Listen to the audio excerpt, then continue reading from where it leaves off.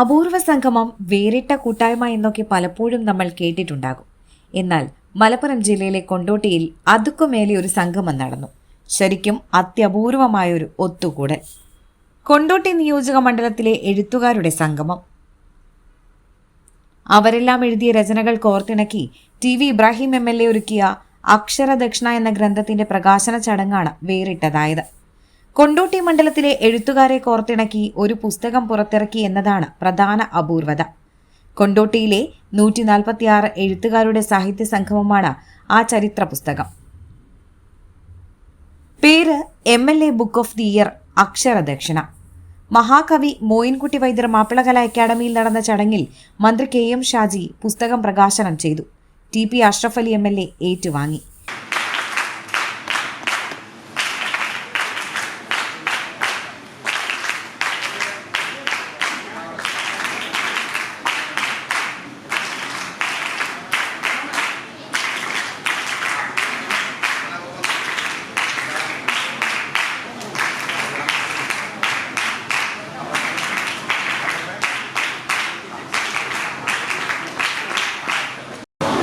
നിരവധിയായി എഴുത്തുകാർ മോയിൻകുട്ടി വൈദ്യർ മുതൽ തുടങ്ങി കമ്പടത്ത് ഗോവിന്ദൻ നായർ മുതൽ ഒരുപാട് ആളുകൾ അതിലിങ്ങനെ നിറഞ്ഞിരിക്കുകയാണ്. അവരുടെ രചനകൾ, അവരെക്കുറിച്ചുള്ള കൃത്യമായിട്ടുള്ള ഷോട്ടുകളൊക്കെയായി എന്താണ് ഈ നാടിൻ്റെ ഒരു സാംസ്കാരിക സമ്പന്നത എന്ന് അത് വളരെ കൃത്യമായി പറയുന്ന ഒരു പുസ്തകം.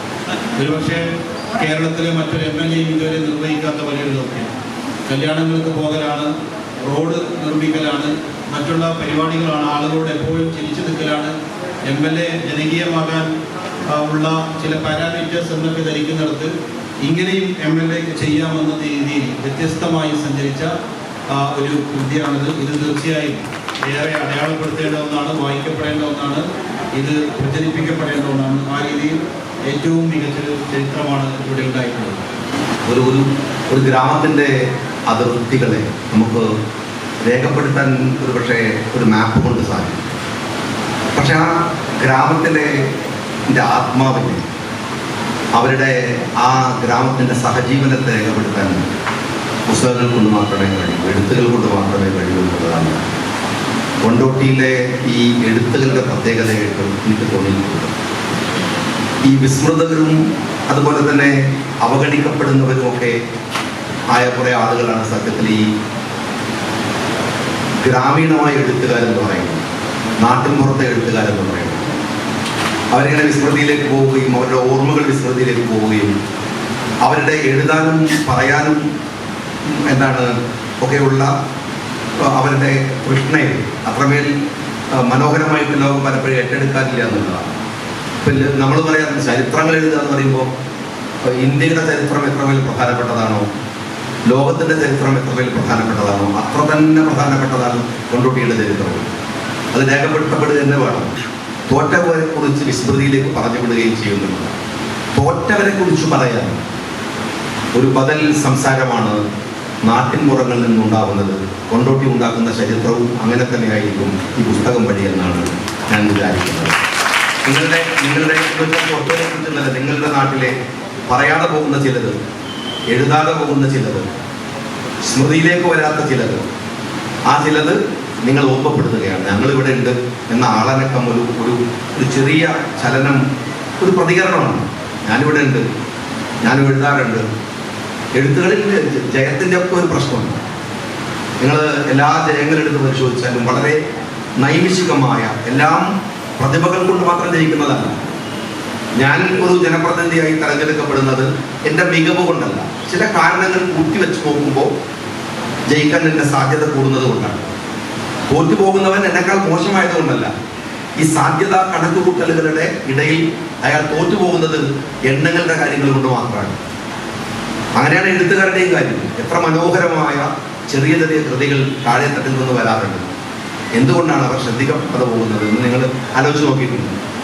എന്തുകൊണ്ടാണ് അവർ മറ്റുള്ള വലിയ എഴുത്തുകാരേക്കാൾ മനോഹരമായി ഒറ്റ ഇരിപ്പിൽ വായിച്ചു തീർക്കാവുന്ന എത്ര കഥകൾ, എത്ര മനോഹരമായ കവിതകൾ നിങ്ങൾ ചെറിയ ചെറിയ പുസ്തകങ്ങളിൽ, അല്ലെങ്കിൽ അത്രയൊന്നും പ്രാധാന്യമല്ലാതെ വരുന്ന എത്രയോ പുസ്തകങ്ങളിൽ ഉണ്ടാവുകയും ചെയ്യും. അതുകൊണ്ട് ജയിക്കുന്നവരുടെ മാത്രമല്ല ചരിത്രം, ബദൽ ചരിത്രങ്ങൾ ഉണ്ടാവുക എന്ന് പറയുന്നത് ലോകം ഇന്ന് ആവശ്യപ്പെടുന്ന ഒരു കാര്യമാണ്.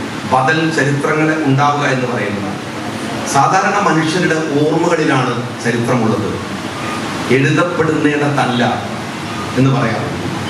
സാധാരണ മനുഷ്യർ ഒരു ഓൾട്ടർനേറ്റീവാണ്, നിലനിൽക്കുന്നതിന് ഒരു പീപ്പിൾസ് ഓൾട്ടർനേറ്റീവ് എന്നൊക്കെ പറയുന്ന പോലെ ഒരു ഒരു ഒരു ബദലായിട്ട് അവിടെ ഉള്ള ഒരു ഒന്നാണ്. അത് എഴുതപ്പെട്ടത് മാത്രമാണ് എന്ന് നമ്മൾ വിചാരിക്കുന്നത്. അപ്പോൾ TV ഇബ്രാഹിം നിലവിൽ വള്ളിക്കുന്ന് MLA ആണ്.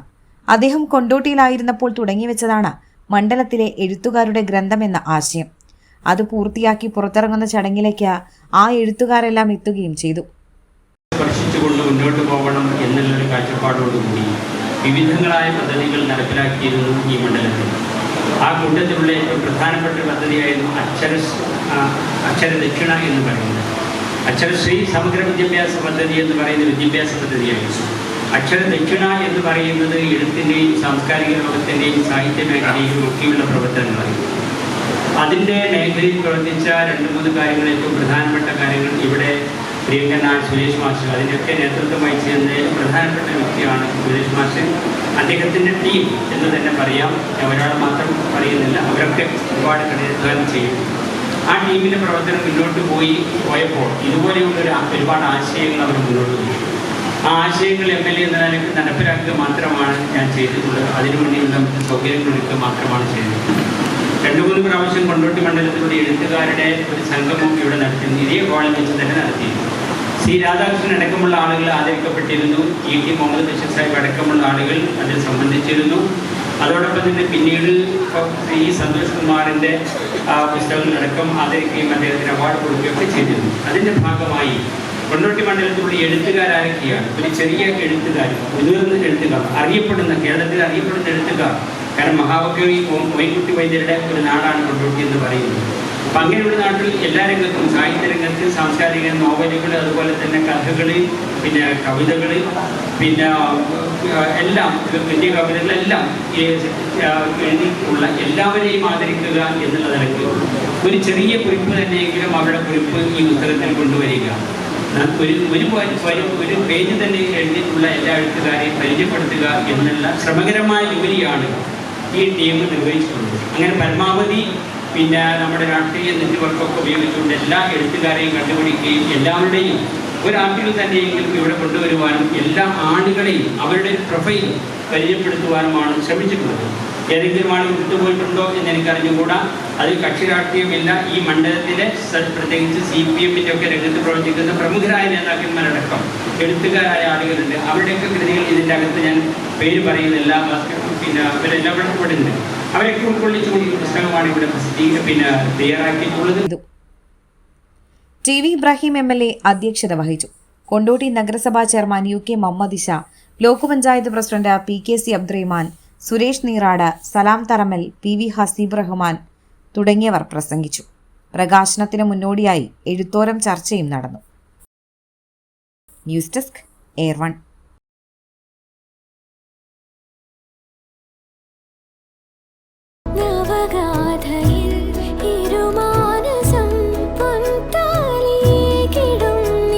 Lesra Gold and Diamonds, Kalpaka Building, Bypass Road, Kondoti.